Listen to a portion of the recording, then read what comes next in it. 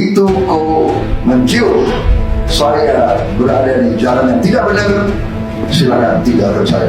Hidup saya, sumpah saya ingin mati di atas kebenaran. Saya ingin mati membela rakyat saya. Saya ingin mati membela orang miskin. Saya ingin mati membela kehormatan bangsa Indonesia. Saya tidak ragu-ragu. Saya tetap semangat untuk mengkritik terus-menerus sampai kemudian saya salah, Prabowo yang benar. Itu yang saya harapkan. Saya salah, Prabowo yang benar. Begitu caranya ya. Nah, mudah-mudahan ini didengar. Saya salah, Prabowo yang benar. Tapi kalau cuma omon-omon doang di panggung depannya, tapi panggung belakangnya berkompromi dengan para koruptor, itu namanya sontoloyo namanya. Ya, tidak punya keberanian, tidak punya karakter. Kalau punya keberanian dan karakter, now I am the President of Republik Indonesia. Koruptor minggir. Jangankan menginjak istana dan menjadi bagian dari kabinet saya.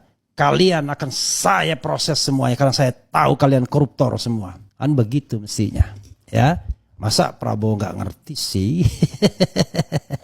Siapa saja pembesar-pembesar yang main tambang, ya kan? Siapa saja pembesar-pembesar yang garuk duit negara, yang bocorin ini, bocorin itu, yang saudaranya main di badan usaha milik negara dan lain sebagainya dan lain sebagainya. Masa nggak tahu?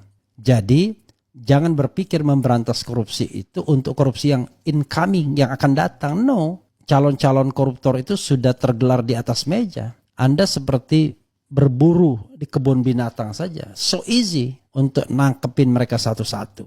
Untuk memproses mereka satu-satu agar kemudian Indonesia ini betul-betul tentram. Indonesia ini benar-benar bisa diandalkan sebagai sebuah negara. Coba kita bacakan ya apa yang dikatakan Prabowo Subianto. Ya, saya selalu bersemangat kalau Prabowo menyatakan saya akan berantas korupsi, itu saya selalu bersemangat.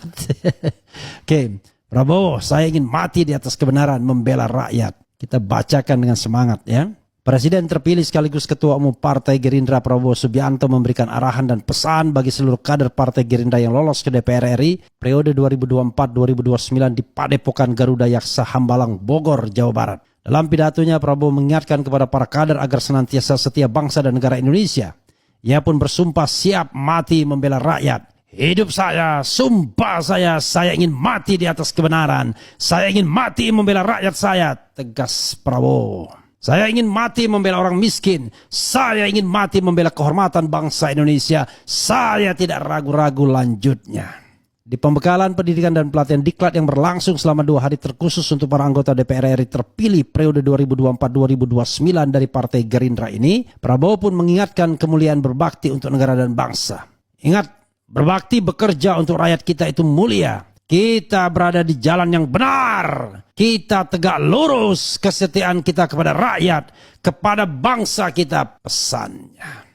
Dari 18 partai politik peserta pemilu 2024, KPU menetapkan 8 diantaranya memenuhi ambang batas parlemen atau parliamentary threshold sebesar 4%. Dari hasil rekapitulasi, Gerindra mendapatkan 86 kursi di DPR. Dari 78 ke 86, jadi tambah 8 kursi saudara sekalian. Tidak lebih baik dari penambahan yang diperoleh oleh Golkar terutama, termasuk juga oleh partai-partai yang didukung Anies Baswedan. Ini memunculkan paradoks. Kok bisa Prabowo berpesta dengan suaranya, partainya enggak?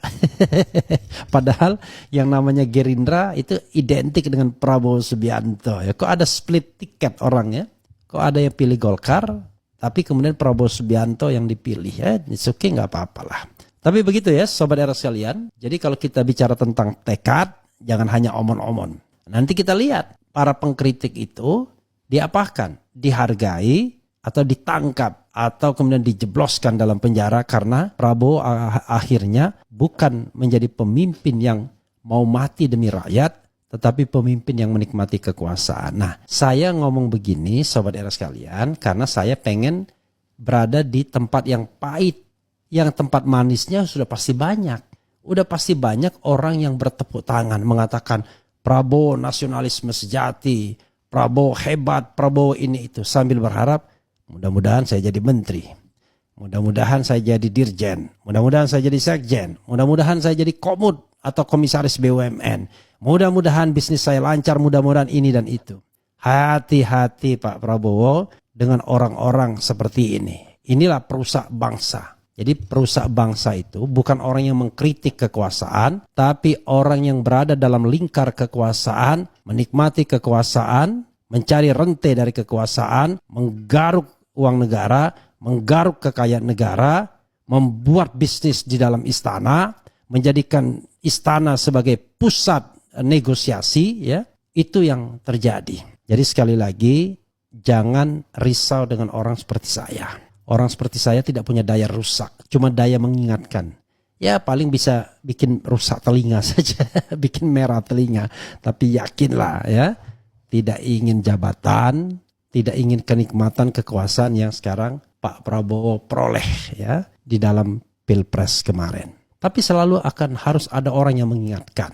Jadi Pak Prabowo, saya hanya ingin mengingatkan, jangan ulangi kesalahan presiden-presiden terdahulu di mana keluarganya terlibat dalam KKN, terlibat dalam kenikmatan kekuasaan, terlibat dalam politik feodal. Bangunlah tidak hanya kesejahteraan rakyat dan pemberantasan kemiskinan, serta pemberantasan korupsi, tapi juga demokrasi yang genuine, demokrasi yang partisipatif. Karena hanya dengan demokrasi yang partisipatif akan muncul pribadi-pribadi tangguh, pribadi-pribadi intelektual, pribadi-pribadi yang mandiri, bukan para penjilat, bukan orang yang kemudian ingin rente kekuasaan, melipir kekuasaan siapapun yang menang. No, orang tersebut bukan orang yang setia sesungguhnya, tapi orang yang cuma sekedar ingin menikmati kekuasaan. Begitu Pak Prabowo ya. Oke, mumpung kita bisa bicara keras. Saya tidak tahu setelah dilantik tiba-tiba tidak ada lagi ruang demokrasi. Mudah-mudahan tidak terjadi demokrasi kita yang regresif. Seperti dikatakan Pak Jim Lee, salah satu pendukung Anda di Melbourne University, bahwa demokrasi di era Jokowi regresif. Mundur, bukan progresif, tetapi mundur, bukan maju. Padahal yang namanya amanat konstitusi adalah menumbuh kembangkan kedaulatan rakyat. Ya, negara Indonesia adalah negara yang berkedaulatan rakyat. Jadi bukan berkedaulatan presiden. Tidak ada daulat raja atau daulat presiden, tapi yang ada adalah daulat rakyat. Ya, begitu sobat era sekalian. Oke, saya juga bicara mengenai membuat polling ya. Ini mohon maaf kepada Pak Prabowo, saya terpaksa membuat polling untuk melihat apakah Anda percaya dengan Prabowo, dan dari 1.800 yang voting, yang percaya cuma 28%, yang tidak percaya 72%. Jangan marah Pak ya. Karena ini bisa dibungkam dengan prestasi Bapak. Akan terbungkam mereka yang tidak percaya itu.